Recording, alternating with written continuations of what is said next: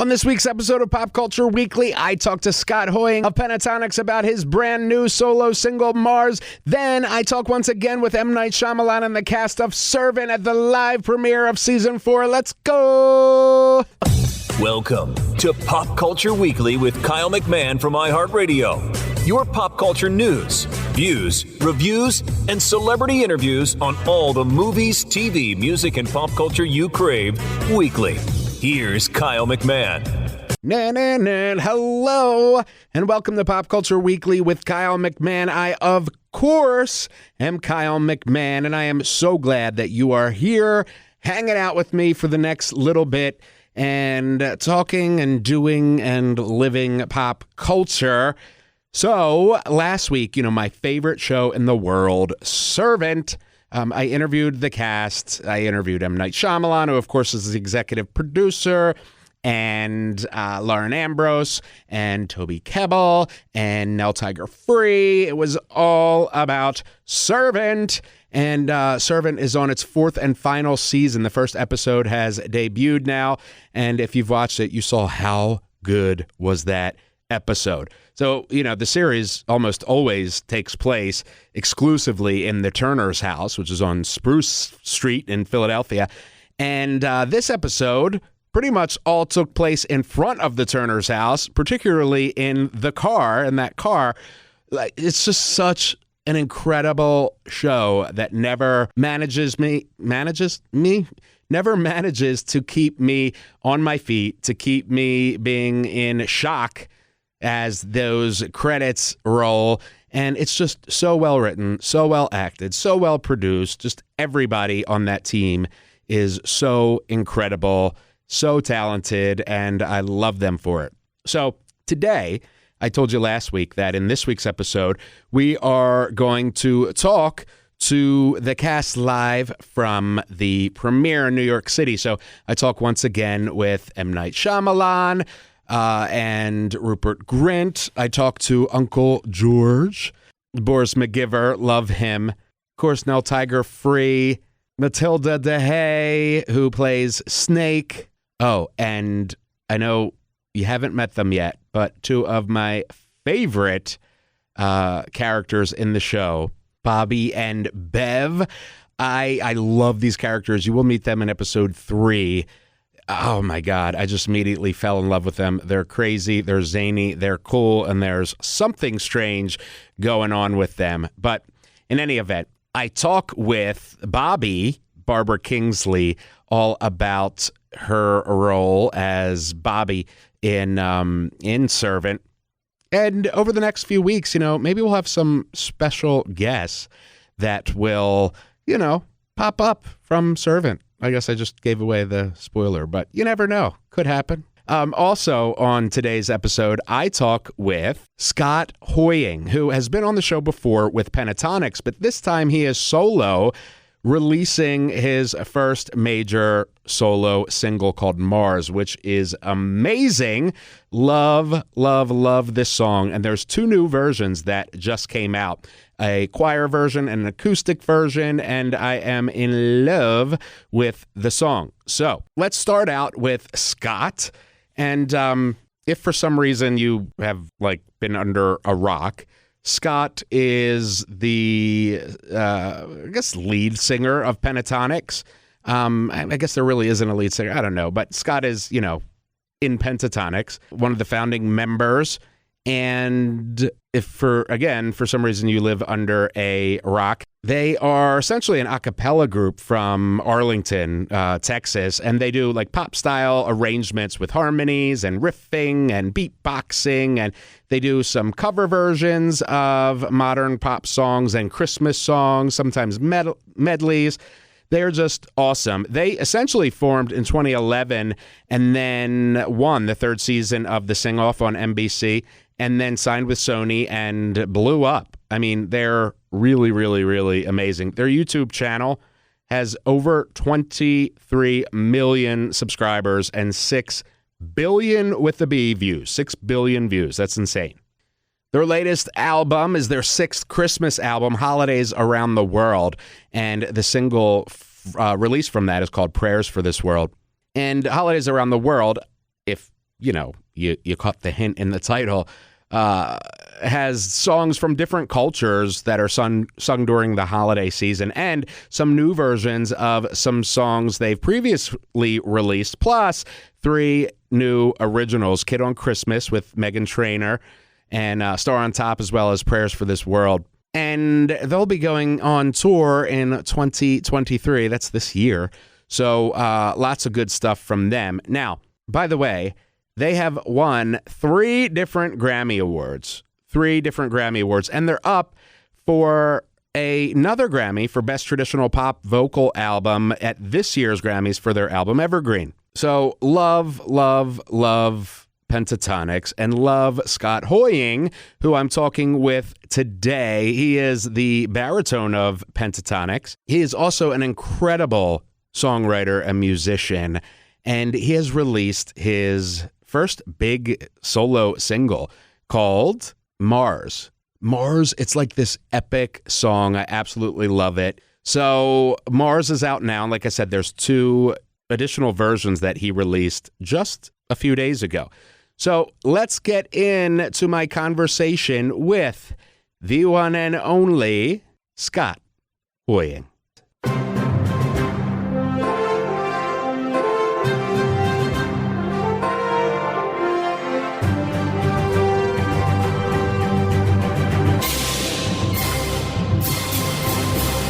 So, first of all, thank you so much, Scott, for joining me once again on iHeartRadio's Pop Culture Weekly. I appreciate it. Of course. Hello. Thanks for having me. This is so cool. I've never done like a solo press day before. So. Yeah, it's exciting for you, I'm sure. Yeah, it's very exciting. It's like just wild. I've been wanting to do this for years, but I've always been so scared. So thanks for having me. Of course. You deserve it. And we're talking about Mars, the single, which is incredible, by the way. Kudos for that. Tell me, what is it like for you? You know, you've been with Pentatonix, obviously, for, a very long time. And now, as you said, you're just branching out on your own. Are you terrified? Partially. Fortunately, I do think I'm in the headspace where I feel like I have the confidence and I feel good about putting it out, and I can go to sleep proud of it. And I'm not putting too much pressure on it, but there is a little bit of fear. That's what held me back for years, was just this fear that if I did something solo, everyone would hate it. And I would develop this complex that I'm not interesting on my own without like my bandmates. And so it's cool to see the response to it. And it's something I'm very proud of. And it's done more for me than just being able to put out music. It's just been a therapeutic, beautiful process of being able to be vulnerable and share my story and make art. And I love that for you. And the single Mars is absolutely insanely good. Tell me about it. Where did the song come from, and how did we get to listen to it today? So the song came from, during the pandemic, I learned how to use Pro Tools because I had to record remotely for Pentatonix stuff. And I became obsessed with Pro Tools and producing and writing. So I've started writing a song pretty much every day for the last year. And that's when I really started to be like, I need to do a solo project, because a lot of the songs were very personal stories. They wouldn't have totally fit with Pentatonix. And I just was working my creative muscle and was feeling really confident in them. And probably 80 songs into that writing a day thing, I wrote Mars. And I was like, oh man, this feels like it could be special, but let me play it for Mark. And Mark was like, this is your best one by far. I love it. He was crying. And that kind of started the process of talking to labels and figuring out what a solo project would look like. And right around the same time, I was arranging stuff for Meghan Trainor's new album, and she put me as a feature on one of the songs. And so it all felt like all the planets, no pun intended, were aligning. I love that, and again, I love that for you, and I love it obviously as somebody who loves your work. For you, it's got to be freeing in a lot of ways, and in the fact that this is you. This is Scott, and there is no, none of your bandmates to answer a question that that you might not have wanted to, or whatever. It's Scott. Is that freeing in a lot of ways too? As much as it might be a little bit scary, is that freeing too? It's both. It's very freeing in that, like, we usually have to unanimously agree on something creatively. And so that's obviously going to be a process, and it works. And I love it. But like, also there's just like a lot of voices. And so stuff takes longer. But whenever you're doing solo stuff, it's like, you can run through 20 ideas at the speed of light, like it's, and like really just like make decisions and move on. And so there's a little bit of like a flow that happens, which I think can contribute to making the most authentic art. It's just like moving at a brisk, not overthinking it speed. But at the same time, I am hit or miss with ideas sometimes. Sometimes I have a really good idea. Sometimes I have a not so good idea, and I don't have other voices or bandmates to like be brought back down to earth if I have like some crazy idea that's not working. So it feels riskier and it's scarier in that way. Well, I think, in my opinion, it is very much so paid off. So, congratulations. And I really do mean that. Congratulations for taking that jump, because of everything that you're saying. And, we get an amazing track like Mars. So is this more of like a Stevie Nicks thing where you're doing Scott, but you're not abandoning Pentatonix. You're just doing Scott for right now. Yeah, exactly. Pentatonix is still really busy. We got a full world tour next year and an album and stuff, and I'm fully just as dedicated. And I love the landscape of the music industry now. Like Bruno Mars can be Bruno Mars and also do Silk Sonic, and Anderson .Paak can do it. And like, it's just, now that things are so efficient, if I have a song idea and I can write it in 2 seconds with like this setup in my hotel in New York, and like have the song in a few hours. And so it's honestly not as exhausting as you would think. But there are moments where I'm like, have conflicting things, but it's definitely manageable. And I will also say that like doing solo stuff and writing so much and like living this dream of mine has made me a better bandmate, just mentally and creatively and musically for Pentatonix. Because I've done so much arranging for the solo stuff I'm doing that like our arrangement for the national anthem we just did at the college football game got all this love. And I feel like I was able to make that arrangement as good as it was because of all the stuff I've been doing solo. So I think it's helping. Awesome. And for Mars, it is so unique. When I first heard of the project, I don't know what I expected, but it was not Mars. And I'm glad that it, went way beyond my expectations. But I was expecting, I don't know what I was expecting. But Mars is so deeply rich and layered in not just, in a lyrical way, but musically as well. Is that part of, obviously it's part of you, but was that intentional with this song, or is it just the way it came out? It's kind of just the way it naturally came out. So I at the beginning of the year when I started writing every day, I really did not let myself just have too much of a vision at first, because I wanted to see where I naturally went, because I can tend to like really try to calculate things. And I wrote like silly, dumb, goofy songs, more R&B type stuff. I wrote country sounding stuff. And I kept coming back to kind of this like epic was like the main word that kind of was this through line. I love choirs and orchestral, and I wanted to be big and anthemic. And Mars just like, I feel like was a song that I just loved and kept coming back to, and I couldn't stop listening to it. And it seemed to be the close people in my lives' favorites. And that's just what it turned into. But I never really at the very beginning intended for that to be the sound. No. I love it. And for you, when you went to do the song, was this just you in a hotel room or whatever, just you kind of writing and playing it out and seeing what happens? Yeah, I was at my house in LA, and I just went downstairs and wrote it at piano and like finished the song. And then I brought it to a producer that I love very much named John Levine, and he loved the song and he kind of helped me shape it, and we added a bridge. And then he started actually playing the one piano note at the beginning. And it was like, I'm hearing this kind of like Coldplay slow build thing, and I'm obsessed with that idea. And I was like, that is so perfect. And we just kind of built it out over a couple sessions together. And it was really emotional. It was just so cool to see something come to life from nothing.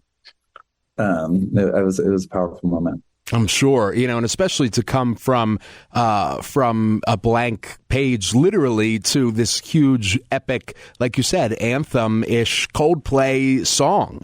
That is so, so beautiful. The vocals, just everything about it is absolutely beautiful. I'm obsessed with it. Yay, thank you. That makes me so happy. Thank you. Of course. Thank you for giving it to us. And when you're doing any kind of music, do you kind of, like, for when you were writing, for instance, a song a day, was this, some of this might go towards Pentatonix, some of it might be for me, or was this I'm just going to write for Scott? And it is, it is what it is, and I'll see what I like at the end or whatever. Yeah, that's a great question. I mean, it changes every day. I'll like have an idea for this like unhinged song that I could never write myself, or could be for Pentatonix, but I'll just write it anyways, just to kind of like work that side of my brain. And some stuff, like if it gets really personal and vulnerable, I'll know it's more for me. And then if it's like a more general, like kind of message that I feel like 5 people could relate to in the band, I'll be like, maybe this is good for Pentatonix. But then also I've written stuff that have inspired me to like put in a musical or something. So it's more just like the action of writing and being creative and just getting stuff on paper. I love it. And this interview, as all my interviews, I never script my interviews because I like talking, conversations better. Part of the problem with that is my ADD like bounces back and forth to, so I'm like here and there. But no, I'm the same way. Oh, awesome. Okay. For Mars, you just released 2 additional versions of the song, which one is a choir version, and they're both so different. One is the choir version, which I absolutely love, and the other is the acoustic version, which I also love. But I've been particularly obsessed today with the choir version. Was that part of what you envisioned from the start? You were like, I love this song the way it is, but I think it would be cool to kind of do a version like this? Or how did that come about for you? Yeah, I did intend on doing like a choir version of it from the start. And I feel like I want to do that for a couple of the songs on this project, whatever it ends up being. And like, the idea actually stemmed from this behind the scenes video I saw of Hugh Jackman singing with a bunch of incredible singers for like The Greatest Showman rehearsal. You gotta watch it. And they're singing From Now On, and they're rehearsing it. And it's so loud in the room. And I just remember thinking I would pay absorbent amounts of money to be in that room, just like soaking up that visceral energy. And it was so cool to see. And so I really wanted to do that for Mars, just get some of like the best singers in LA and just belts. And like, it just is a very human, intense experience.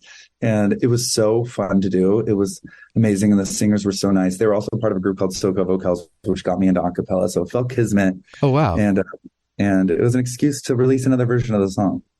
And, as you were recording that particular version, did you ever kind of just step back and be like, holy shit, this is my song that I wrote, and here are all these amazing singers, doing choir vocals on my song.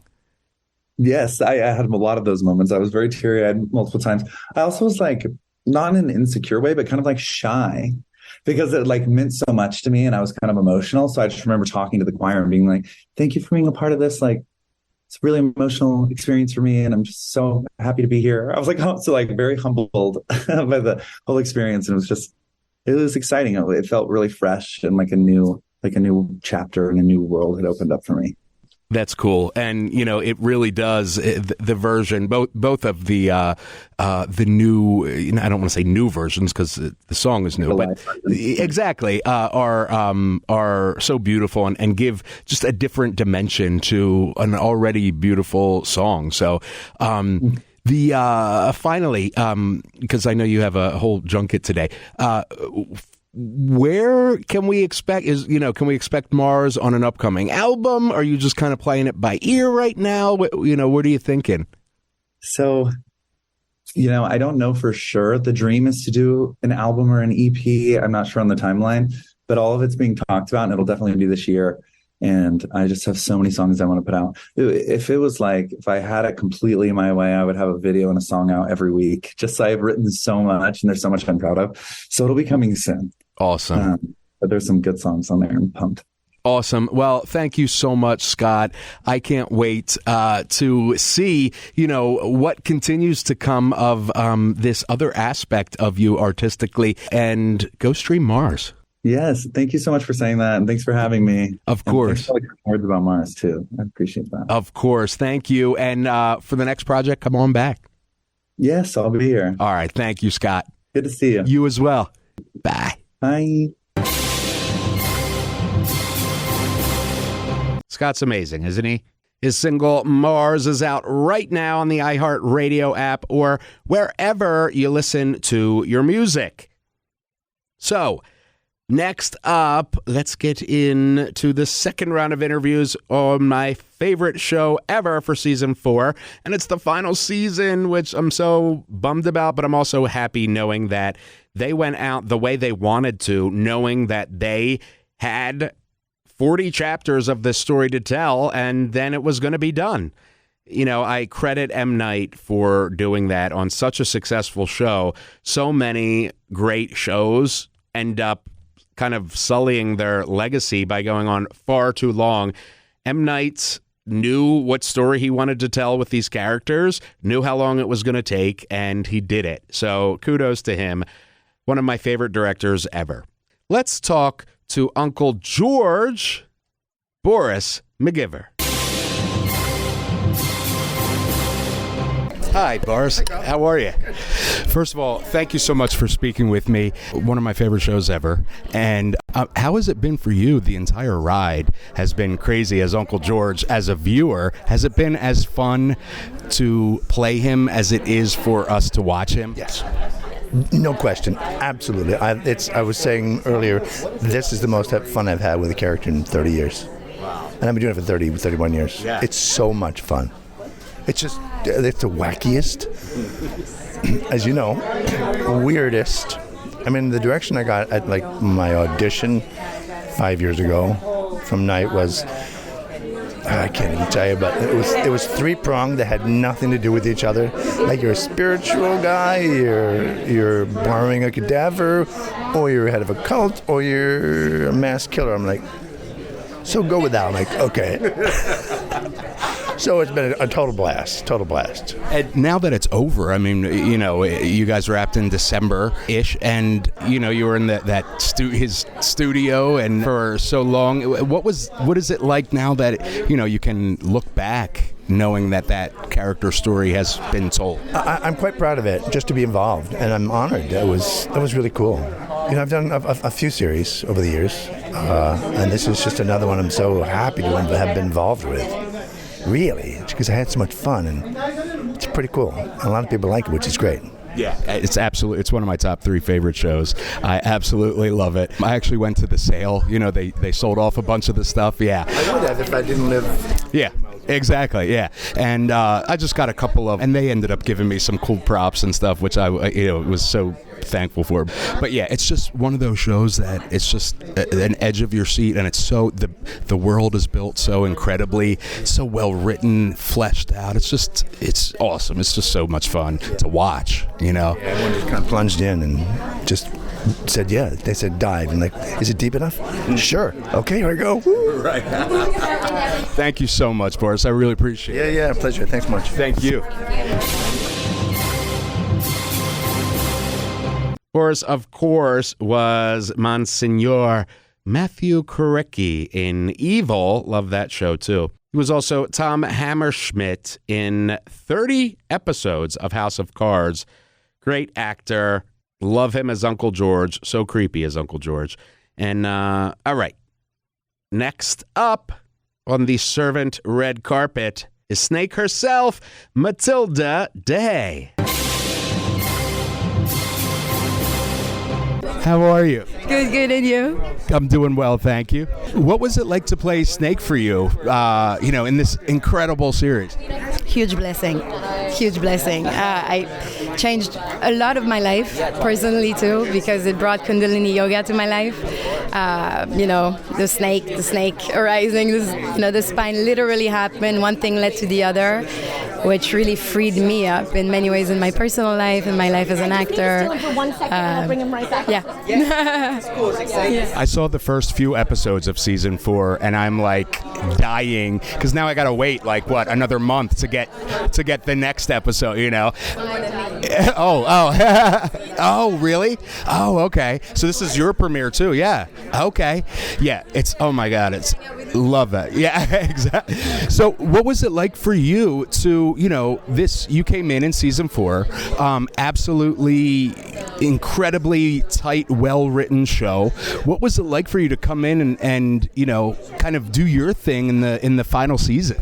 A lot of things, but at first I did have that intruder, type of, am I really here? Do I, can I do what I need to do? But then the passion takes over, and especially in a team like this where people are so supportive, so talented, so open-minded, it makes it just a blessing. It's a true blessing. So yeah. What's next for you? Maybe you know better than me that too. I don't know yet. I'm auditioning. Maybe my manager, she's somewhere around. I cannot say. I'm sorry. That's what. Thank you. Yeah, no matter what, it's great things. Thank you so much. I appreciate it.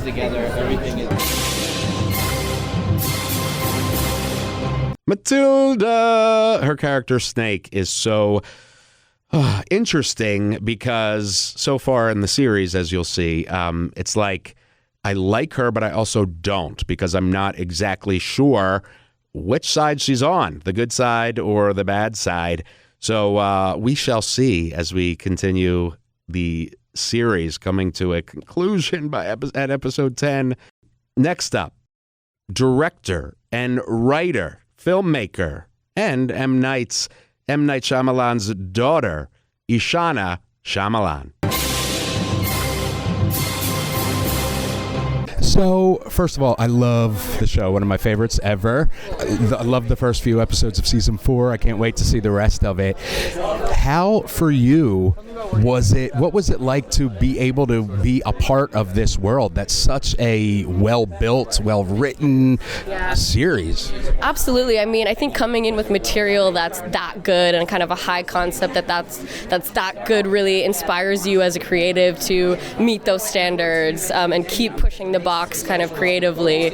So, I mean, this is the dream situation, I think, as both a writer and director, because you get to come in and really just sort of imagine anything, and many, many wonderful colors to play with. So, yeah. And for you, did this give you more of a bug to create, as a director, writer, producer?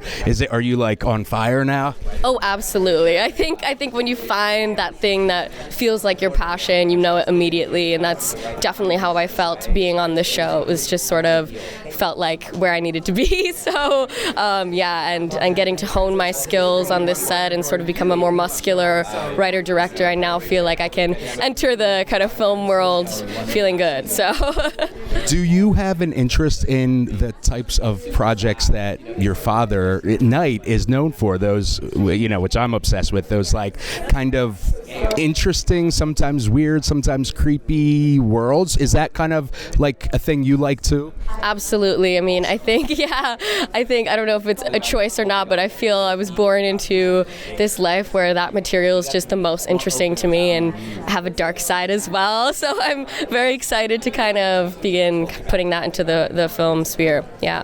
Awesome. And can we expect, or you have any plans for your next project? Or?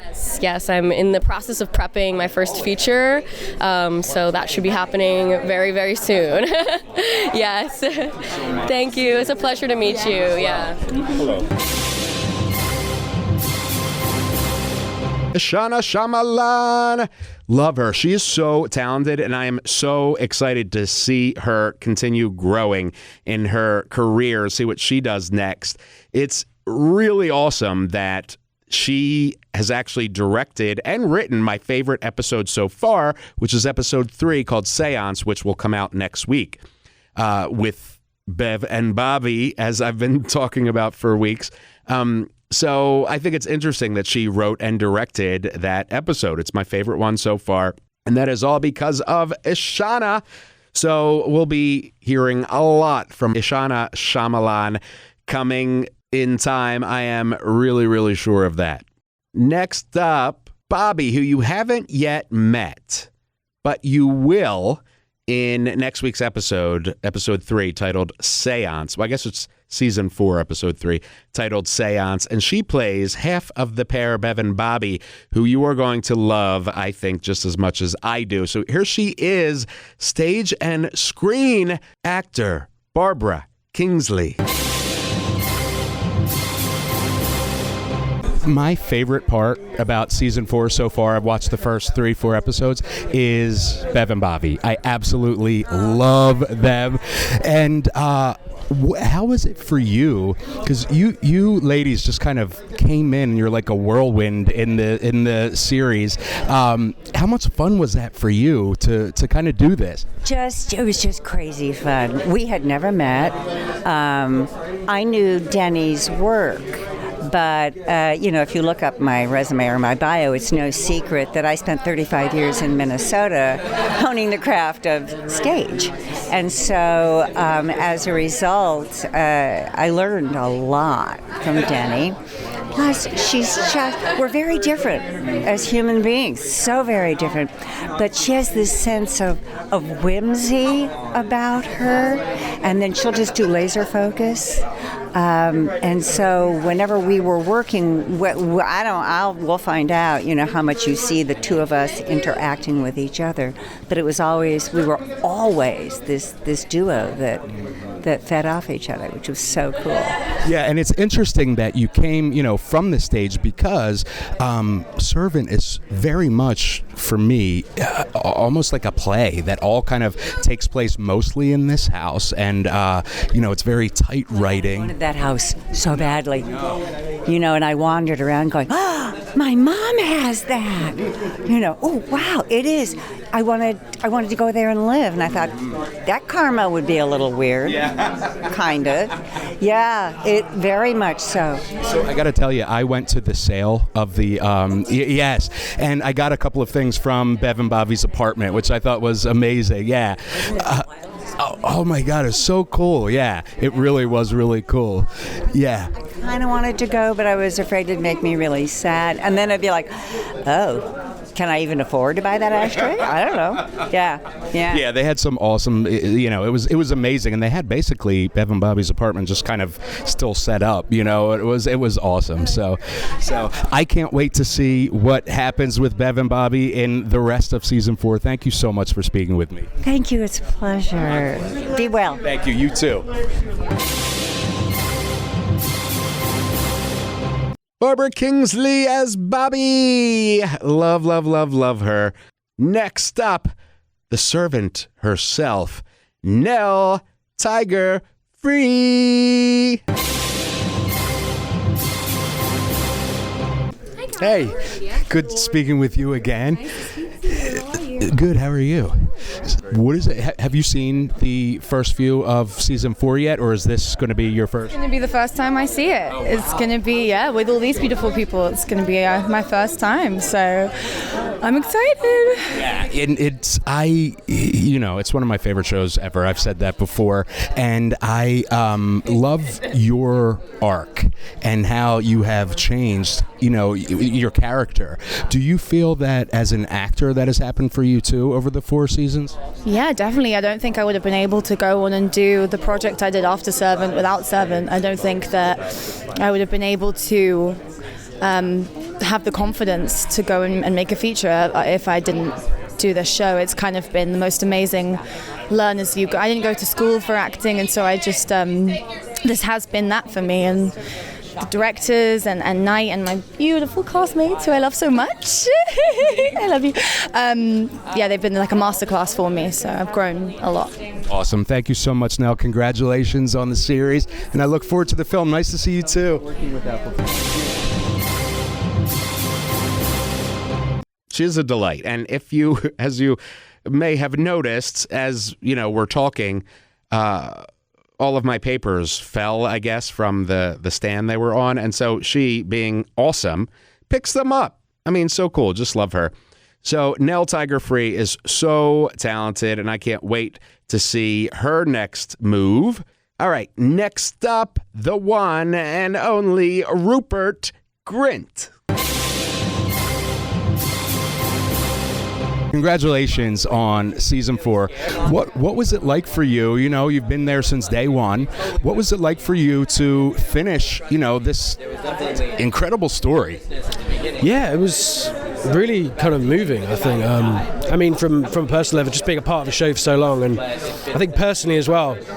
I mean, I've been, obviously, my history is Potter, which was a very long-term kind of job. But in a way, this felt a little bit more kind of significant in many ways, because I became a dad halfway through. We had the COVID that interrupted our shooting, so it really feels like we've been on this incredible journey for the last 5 years. And for it to kind of suddenly all wrap up is always hard. I think we're always going to miss the people, but I think it's the perfect time to finish. And I think where the show has kind of gone now it's really interesting. And it's kind of changed directions, and you never really know where you are with it. And there's a lot of questions we have to answer in this season. So I think it comes to a very satisfying conclusion for sure. Yeah, I can't wait I'm dying to see. And now I have like a month, you know what I mean, to catch up, But one of the things that I love is your character and how, they are all the characters are flawed, right? But yours is very, he is very open and sometimes blunt with, what's happening. Is that refreshing for you to do something that's just kind of raw? Yeah, absolutely. I love when I first read Julian, he's just got such a very specific way of speaking. I love his kind of freeness with his words, and there's just nothing that he's just not afraid of anything. Particularly in the early seasons, he's this very strong character who's kind of the perfect person to have in this situation, because he's very cool-headed and he's always got an answer. But I mean, as we see, as he's kind of unpeeled throughout these seasons, there's a lot of guilt he's holding on to, and a lot of things he's kind of dealing with. So he's a lot weaker than we really perceive originally, and that's interesting to kind of. It's been interesting to kind of unpick that. Yeah. And finally, what's next for you? Do you have your next project lined up? Are you taking some time off? Or? I did a movie with Knight. It comes out next month. Knock. Yeah. But yeah, I mean, since then, no, I think just at home, just being a dad is what I'm enjoying it. Yeah. Congratulations. Thank you. Thank you for speaking with me. I really appreciate it. Rupert Grint. Love him. This is my 4th interview with Rupert Grint, and all 4 have been about Servant, one for each season. So that's exciting that, I think now we'll have to have Justin check. But I think now the cast of Servant are my most frequent guests, with 4 appearances each on the show. So that's really cool. Alrighty. So speaking of one of my favorite directors ever, let's get into talking to him live from the red carpet in New York for the Servant Season 4 premiere. Here's M. Night Shyamalan. Hey, Night. How are you? Good to see you. So you are here for Season 4 premiere. What is that like for you, knowing, this is the last premiere for this world?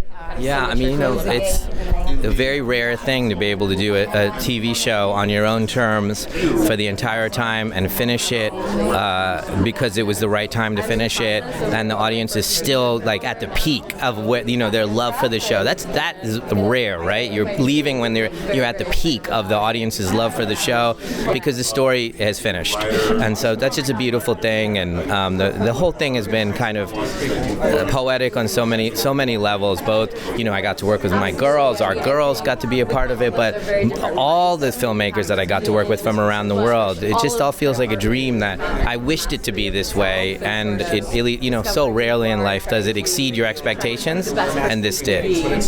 For you, with with this world that you've built, would you make that choice going forward to know that there's going to be a beginning, middle, end? Because that is relatively rare today. Is that a choice you're going to be doing from now on? Or do you kind of sometimes like the excitement of maybe it goes wherever it goes? No.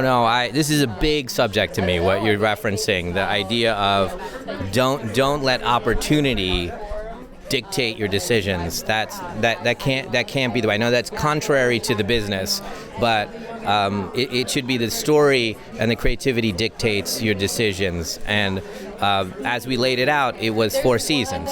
Did everyone want a 5th and a 6th and a 7th? Yes, but that's the way it felt. And also what I could give at that level, where I want to put in every sound effect, I want to adjust every color, I want to do every cue with the composer. And so to do that requires an incredible amount of dedication. And this is as much as I could give without stopping making movies, And so I let the process and the story dictate how long the show should be, and so it was a beautiful thing. And yes, we do it again, the same exact thing. We let story dictates it, and we're out. No matter how much money, no matter how much opportunity, you guys will smell that. Yeah. And that is why, I've told you this before, that is why it's one of my top 3 shows ever, is because that authenticity, that, it's all about the story. And just a side note, I got to tell you, I went to the sale and I got a couple of cool things. I'm like in love. So now I have like a piece of one of my favorite shows. So yeah, as a big, film buff, and you are too, you know what that means. So anyway, thank you. Congratulations on the success of Servant, and thank you for speaking with me again. Thank you. Love him. I seriously never get sick of talking to him. I could talk to him all the time. He's a genius.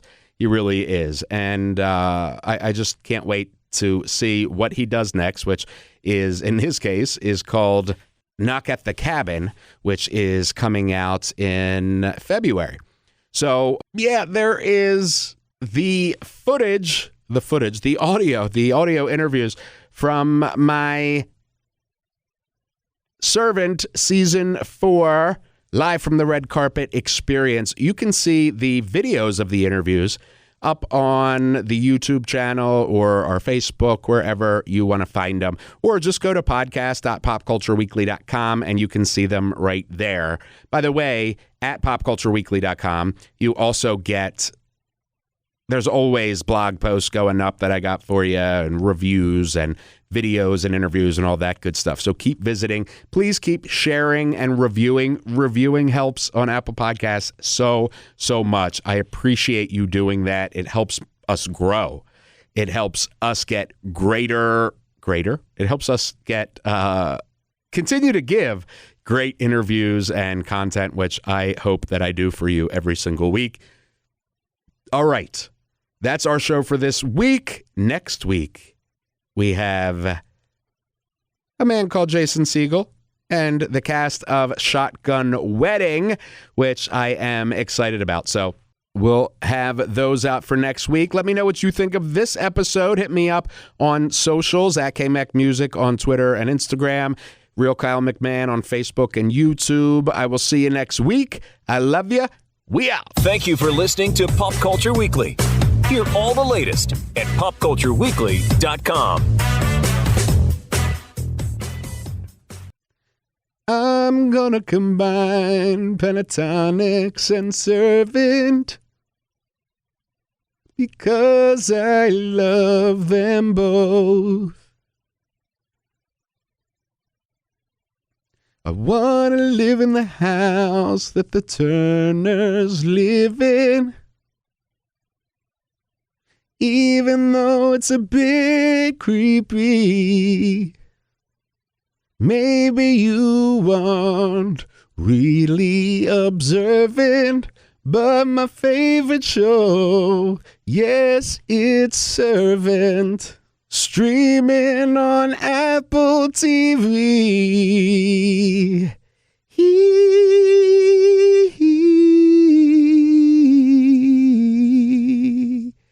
Plus. Hello? Is this thing on? They all left.